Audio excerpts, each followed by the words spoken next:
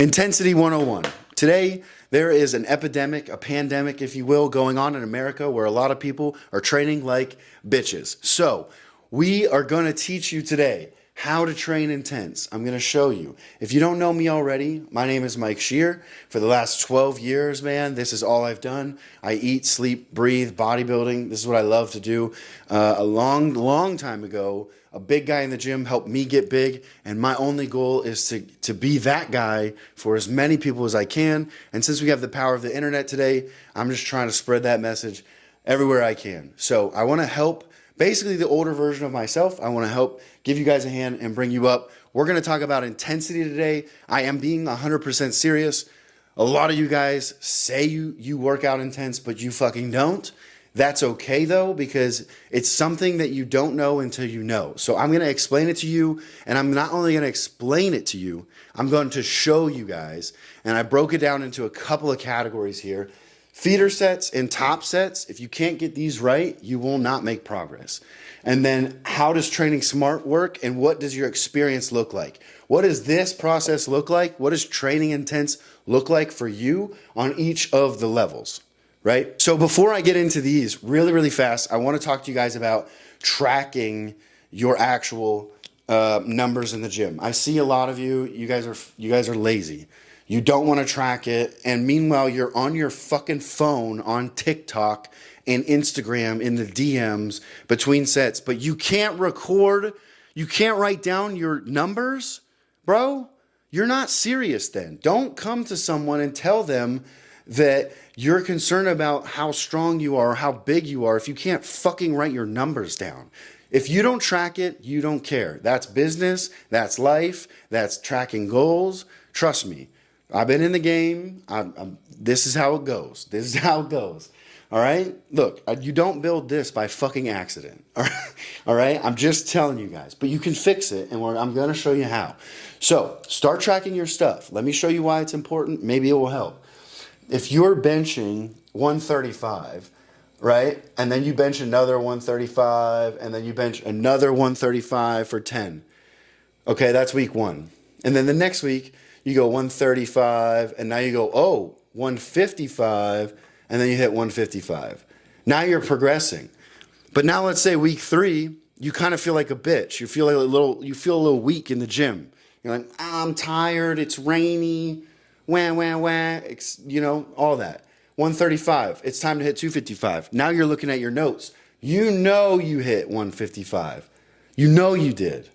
So if you don't even try it, you're bitching out, right? And that's what numbers do on a small level. That right there, over time, compounds and compounds and compounds. And then you end up at 225, and this guy progresses his bench by 90 pounds, while the SARM goblin is over there taking all the fucking SARMs, not paying attention to training intense.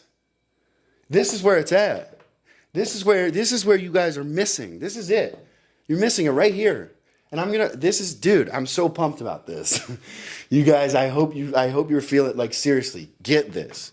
If you get this, many of you will progress a shit ton this year. Don't change your diet or anything. Do this. Do this, you'll win. I promise. If you do this and don't, come talk to me. For real, come talk to me. And if you want help with this one-on-one, that's what I do with my guys one-on-one. I customize this for them. All right. So that's why you have to track it. If you don't track it, you don't care. It's impossible. Okay. Now let me go into feeder sets. This one is very complex to explain. It's very person to person, right? My numbers might not make sense to you. It might be like, holy shit, that's way out of realms. Try to take the concept, because again, these are things people don't talk about because they're concepts, and they keep them close because this is how we succeed. For real. This is how bodybuilders, people that are big as fuck, succeed. I'm not kidding. So feeder sets. And you know, it's funny. There's a guy that trains in our group. His name's Kevin. Shout out Kevin. Bad motherfucker. He's 60 years old, still clangs and bangs. So don't tell me you can't. Don't tell me you can't. He still clangs and bangs, and he knows how to train like this. He does. Okay. Feeder sets. So this is basically like, you're always trying to hit your top set. Let's say I'm doing deadlifts, and let's say my top deadlift is 585. Okay, that's my top deadlift. I can do that for 8 reps, real life. Okay. Now, I'm not going to do 135, 225, 315, 405, 495. That's a fucking waste of energy. So I'm going to go 135 for probably 10. I'm going to go 225 for probably 8. I'm going to go 315 for probably 6. And then I'm going to go 405 for probably 4. And then I might do, 495 for 2. And then I'm going to rip this. Okay? Because you don't need to kill yourself. That's the thing.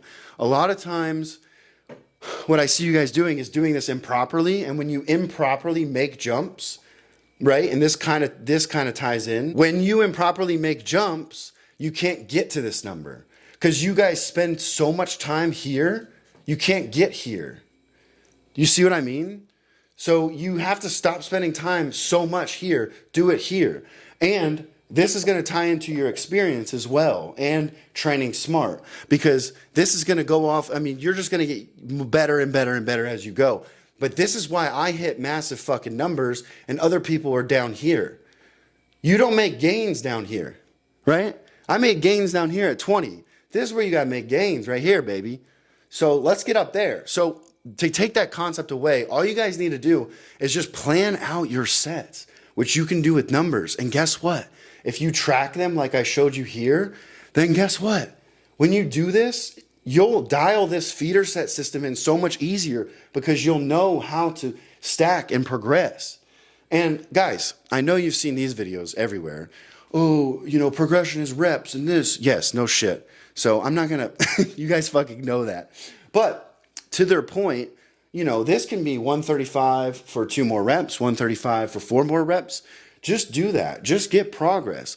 And something else that I learned I want to share with you guys.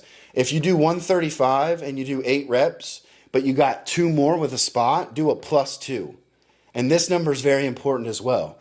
Because if you're doing +2, +3, +4, now you know, okay, I could try maybe 145 or maybe 155. And guys, don't be afraid to jump. Don't be afraid to overjump. When I train people, they're probably training at 20% capacity, where they probably start to feel uncomfort and like some like burning and stuff like that is probably at 60%. When I push them to 80%, they're like about to quit. And I only have 2 clients I could push to 100%. I mean, so it's like over the past, right? This is an overview of just how people train. And this isn't, not talking crap on anybody, but we're limited up here, guys, mentally. And when you can see it, right? Some people that are like me will understand. Well, I can see that I did it, so I know that I did it. So I'm going to do it again.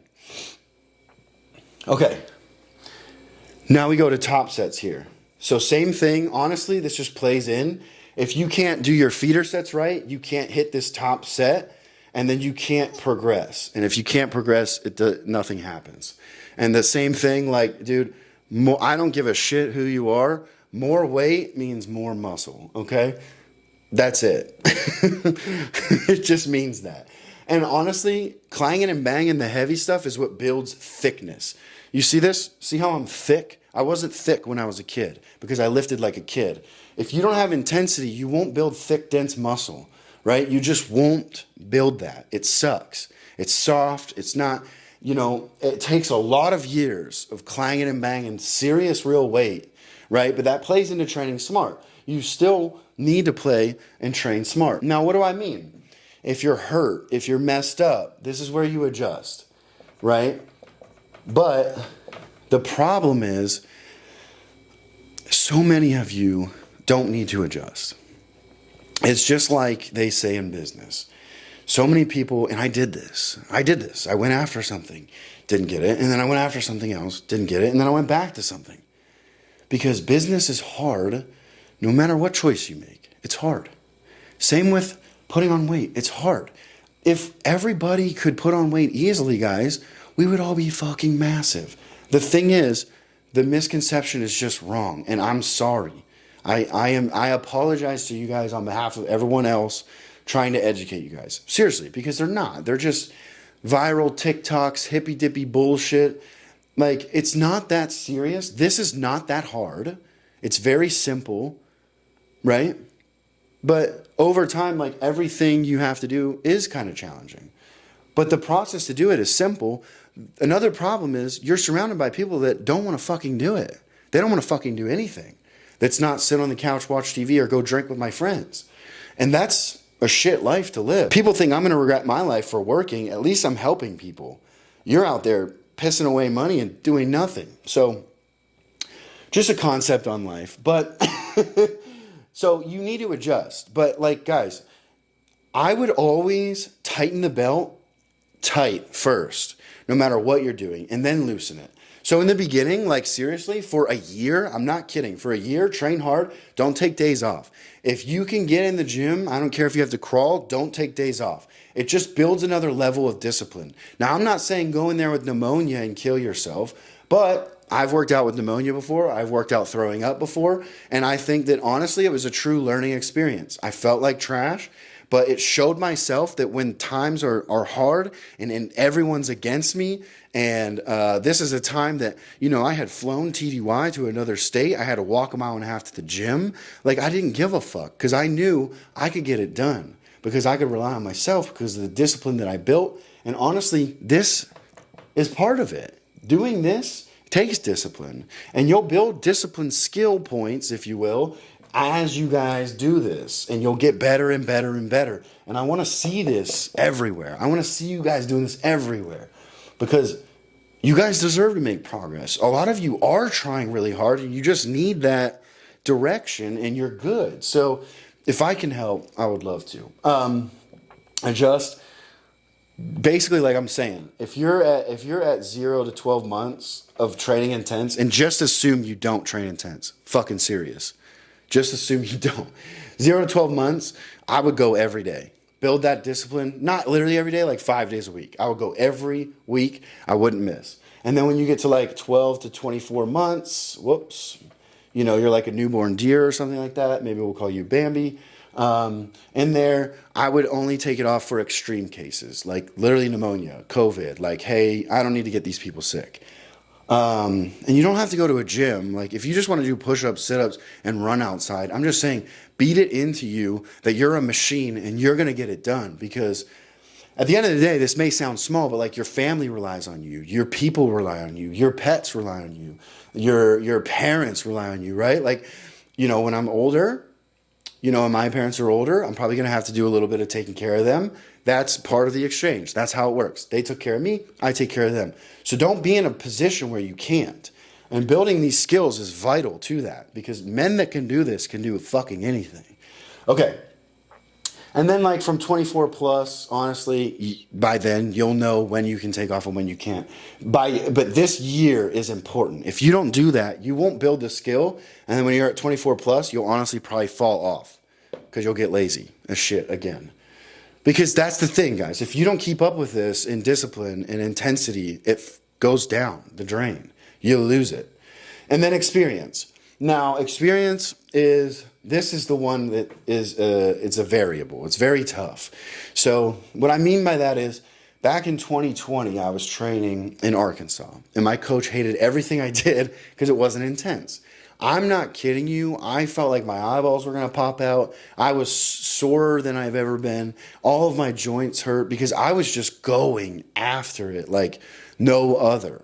And it still wasn't enough. And eventually, like, it was probably a whole year. Like, I was so mad I wasn't even posting my lifting videos.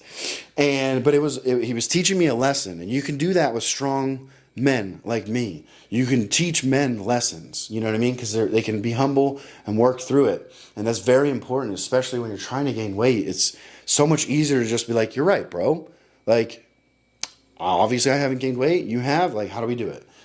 Super simple. But this will kind of level up in person as you go. And what I mean by that is, like, you might be training intense, and then you find someone that competes maybe, or they power lift, or they're a little bit more serious in some aspect. And you're like, oh shit, like that guy trains. Like, I remember I was stationed at Tinker in Oklahoma like a long time ago, and I trained with this guy, Duquan Hinton. Shout out to you, man. He's an IFBB Classic Physique Pro now. But fucking awesome guy. But I remember the first time we worked out, I think it was arms, and we did 3 hours. And I thought, bro, We've done it all. We've done it all. But that was like my eyes opened a little bit that day, and then my eyes opened a little bit the day I trained with my coach, and then you gotta find other guys, other men that are doing this, and just try to learn from them, try to work out with them. And if you already are one of these guys, like, be nice to people in the gym, dude. We need to drop this fucking ego bullshit. We can all listen. Like, we can be the baddest fucking generation ever. We have all the tools, we have all the resources, we have all the money.